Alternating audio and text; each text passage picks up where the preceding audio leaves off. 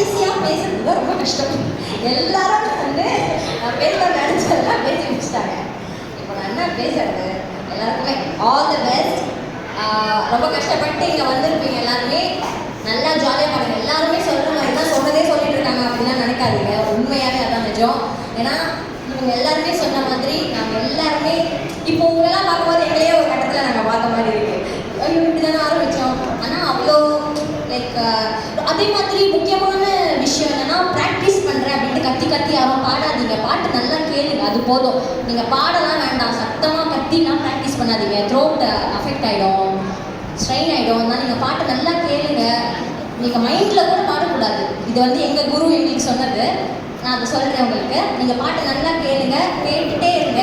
உள்ளே வரும்போது பேனிக் ஆகிடாதீங்க. ஜாலியாக நாங்களும் வந்து ஜாலியாக அப்படியே எல்லாரோடையும் என்ஜாய் பண்ண தான் வந்திருக்கோம். நடுவில் அப்புறம் வந்து சாக்லேட்ஸ்லாம் இருக்குதுன்னு நான் கேள்விப்பட்டேன். யாருக்கிட்ட சாக்லேட் வந்து அக்கா பூத்தில் யாரும் வரீங்களோ